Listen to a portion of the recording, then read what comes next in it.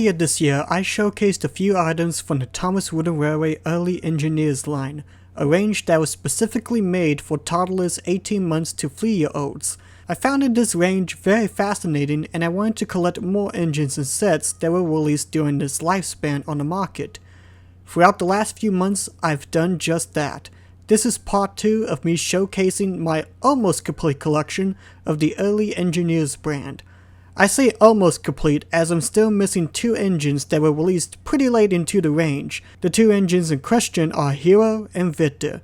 Considering that they were released pretty close to the ranges last year in the market, finding these 2 will take a long while. Not impossible, just not as common.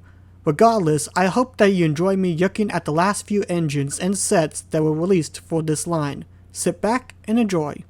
So for a refresher, here were the engines that I got last time, which was Thomas, Percy, Spencer, James, and Gordon.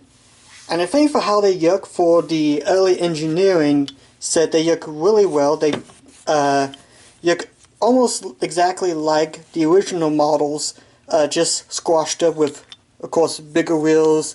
I think the magnets were a little bit small. Yeah, the magnets were smaller, and I actually think they had a little bit more detail in these bigger models, in my opinion, because even though I don't like to look at Spencer's face, like, I don't think they included like the handrail on Spencer's tender, and all these look very nice. I still think James is like the best. Well, James and Percy are like the best ones that I've seen so far, but we're gonna move these guys aside because we're gonna focus on the ones I do have, or the new ones I got. Now, like I said in the intro, I wasn't able to get Hiro or Victor, and that'll probably later on, like maybe a couple years since they're not as common, but we got the only diesel that was in the early engineers line, and that is Salty. And I think the reason why they chose Salty instead of like Diesel or Aaron Bud is because he's probably like the most friendliest diesel out of all that sticks out. Like, I mean, we got other friendly diesels like Boko and Mavis, but considering that Boko hasn't appeared in the series for so long at that point, it makes sense they didn't make him. And Mavis, they could have put Mavis in the line, but I think since she doesn't stick out in terms of color and or really stick out as much compared to other diesels in terms of her color palette and such, I think they just went with these Salty right here, and he looks really good actually. I really love the face. The face is spot on, and they got a lot of great detailing, so I really like how they did Salty here. Despite being shrunk, they managed to capture everything about Salty within the small one. And then, actually I'm going to put Salty right there, because the other 3 engines I actually got them in the original packaging, and those are Stanley, Rosie, and my boy Henry! It's me, everybody! Yay! Now, if you ever find, like, the early engineers in the original packaging, it's pretty cheap. I got Rosie and Stanley each for about $13. Henry costed about $30, $32. But that's still not as bad compared to, like, say if you were to get, like say for example, if you got Nelson in his original packaging, you would pay like $80. Or if you got Arian Bell in their original packaging, like $50 or something. So compared to like the regular wooden railway line, finding the original packaging for the early engineers is not as expensive. But obviously, I'm gonna open them because I plan on keeping them. But I figure I show a little bit of the packaging, and I'm gonna move the camera up just a little bit here and scoot it back. So the original packaging is like, it's something that's supposed to be hanged on a peg, and it's a lot more longer. And of course I have early engineers on the top right there with the engine's name, and you get a very good view of the engine inside. In the back it just has a bunch of, like, you know, licensing stuff, UPC and all that stuff. So but the packaging is also like in a light blue, kind of like in a baby blue color, which I think works well for the demographic they were wanting to go with the early engineers. And you can even see that it has 18 plus months right there. I think the Wooden Railway has like a sign that's like Fleet Plus or 3 years plus, I believe. That again, it's been a while since I've seen the original packaging of like the individual engines, but we'll first open up Stanley, and okay, there it goes. I have to admit, it feels really satisfying to open one of these packagings. That's just really cool feeling. But here's Stanley, and he looks actually really good. Like, he actually looks spot on. Like, the face is, well, the face I think is alright, but yeah, he looks really nice. Okay, there's a little bit of a weird chipping on his side there, but other than that, this is actually really nice here. Then again, like, whenever it comes to learning curve, they always knew how to make quality wooden railway items. And yeah, just, that's really cool. I like that. So we got Stanley. Then we got the only girl in the group, which is Rosie. And oh well, actually, I could have just kept the packaging like that. It's like, yes, new in box. Don't pay attention to that. It's new in box. Believe me, it is. But yeah, here's Rosie, and she looks spot on, I think. Got a cute little face. I think they may have overdone the freckles a little bit, in my opinion. Yeah, I think they overdone the freckles. She looks good, actually. I like her. And, again, it's a pretty interesting thing I brought up, because, again, like, Salty's the only diesel out of the early engineers, and Rosie's the only female out of the early engineers. I mean, they could have went with Mavis for the diesel, but I know with Mavis, she may not have been as eye-catchy. Like, she doesn't have, like, bright colors compared to, like, Salty. So it makes sense. And obviously, Rosie was, like, a very popular character, even though she wasn't really used as much. Or at least not as much as, like, they were hoping for. So there's that. And now we come to Henry, one of my favorite characters. I really need to make a video talk about my favorite Thomas & Friends characters. That'll be something I need to really do. There we go. And then, oh, so here we go. Also, I just realized that this is like the first time that these toys here actually finally breathe fresh air after so long. So it's like, oh, let me go ahead and scoot the camera down. And it's like, I'm now imagining it's like, oh, I can breathe! I can breathe! You have no idea how long I've been needing oxygen! But here's Henry, and he looks good. I like the tender. They got the tender very nice, along with molded coal there. And yeah, they got Henry actually looks really good here.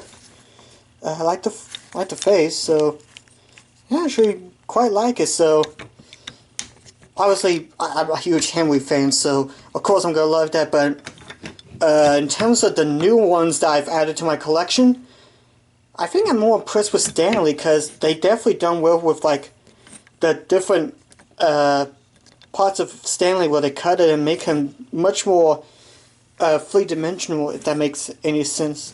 Yeah, let me go ahead and clean up here, and I'll show the last two sets that I got for the early engineering line. So if you watched my last video on talking about the early engineers, you know that when it comes to the sets, they're in like this kind of like a cylinder plastic piece that is like molded plastic but has wooden railway track all around, and it has these little circles that you put like your destinations and accessory pieces in.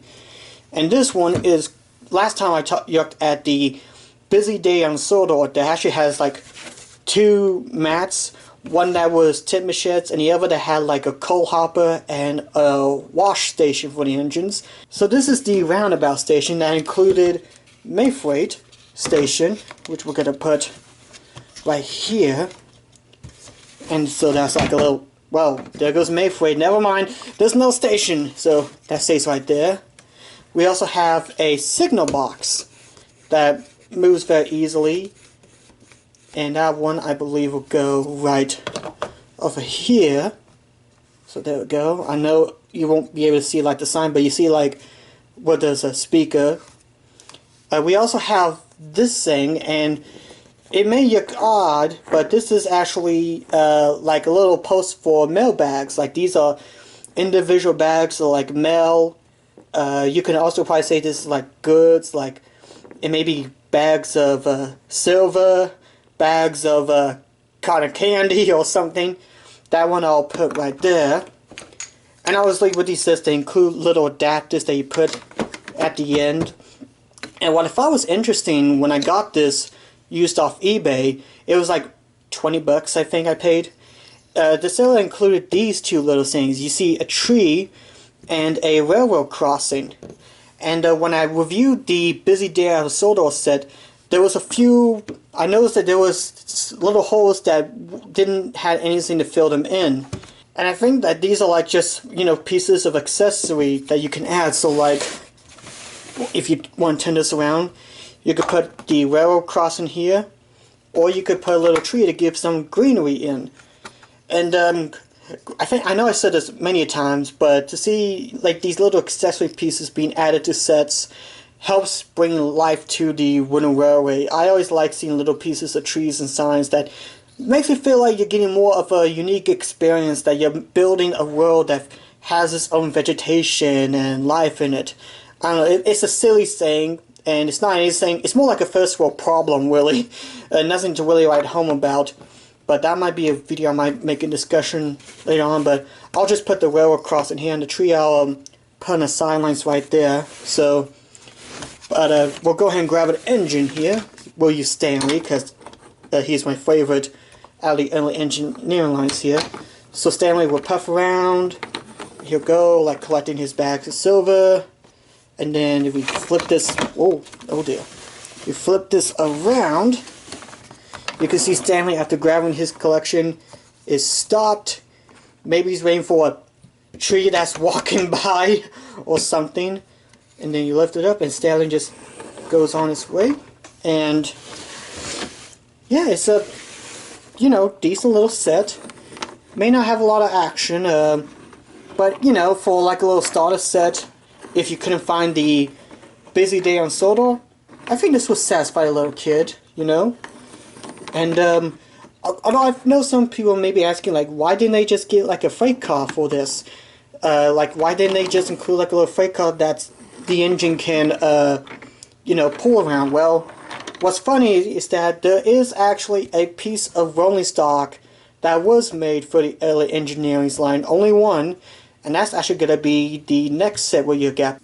Okay, so from first glance, you'll see I have a lot of random stuff. Like, you got this Ziploc bag full of random pieces, this huge mountain piece, yellow slide, and the board is actually much longer because it actually has a straight piece built in, whereas the others, it was all a curve, but there's a straight piece. And this set here is called the Rock and Roll Quarry set. So this is pretty much the early engineering's line version of a quarry. So before we put this together, there's a lot of interesting pieces here. First you got this mountain piece, and like, I mean, there's no inside detailing, but the outside is pretty nice, and there's a little paddle on top that we will get to here in a little bit. So for that one, we're going to put right there, and oh wow, that makes a satisfying crunch.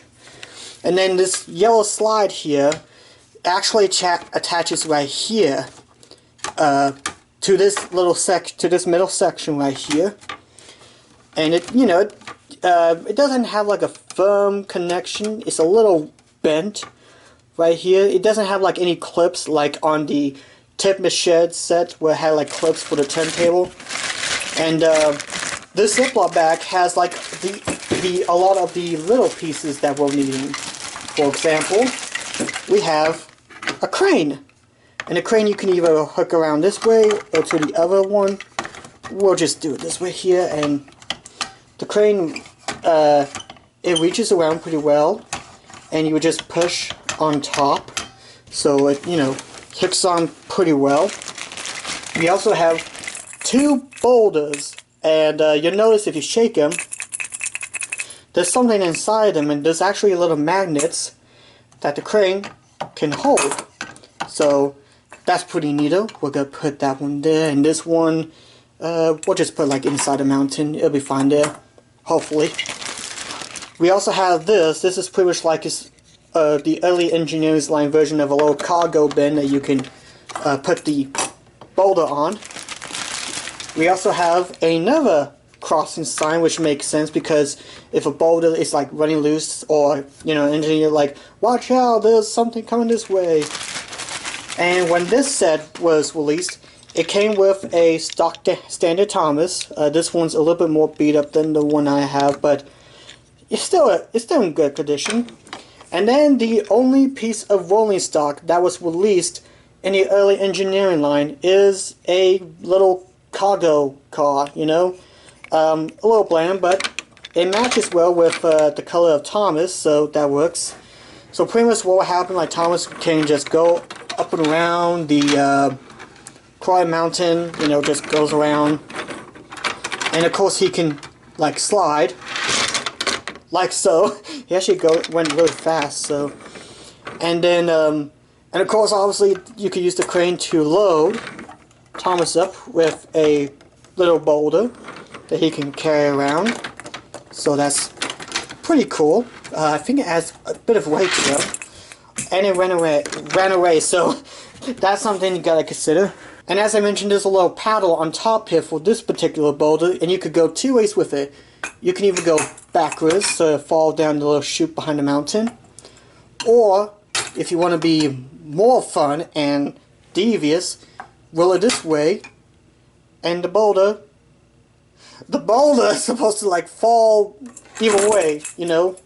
So it'll be like Thomas is puffing along, and then he can either have that drop on there, so Thomas can puff down gently with the boulder, or you can have your own alternate ending where the boulder is decided to chase after Thomas because it wasn't very kind to him. So, or like, actually, just try this. Like Thomas is up here, and Boulder's like, no, don't hit me! Ow. Actually knocked him out of the track here. This is definitely the more action-packed set out of all the engineering lines, and it's also very impressive as well because you got this mountain that's pretty high that has some good painted detail, and of course you got this crane, and you know, it's definitely a lot more busier compared to the other early engineering sets. This one has a lot of stuff going on and a lot of possibilities that you could do about loading Boulder there, or have Thomas up here. Whoop, whoop, whoop, stay. Actually, let's just do this. Have the cargo car stay up there if it doesn't run away, and the Boulder can like just flop on there. Oh gosh, this thing is alive! It's alive! Oh gosh. But it's a really cool one. I like it. It's really interesting. I think this one is probably like the more popular set out there. I think this is one that probably attracted most little ones. Then again, if it's a little too chaotic, so I can see some some infants being overwhelmed with everything that's going on here.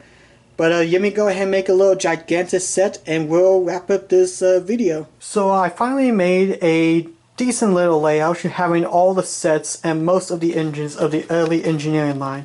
I kind of improvised, like I used a lot of regular wooden railway track to connect all of them, although I had a hard time having some of them to fit onto these plastic pieces. And it's not with just a clickety-clack track, it was also a lot with the traction wheel, and I'm not sure why. I think it just has to do with like the plastic molding is a little bit bigger on the end there, but whatever the case, luckily we got these here, so I was able to work around. And also I got this piece a while back that has like, you could flip around to different sections, and that came very handy when it came to connecting that there.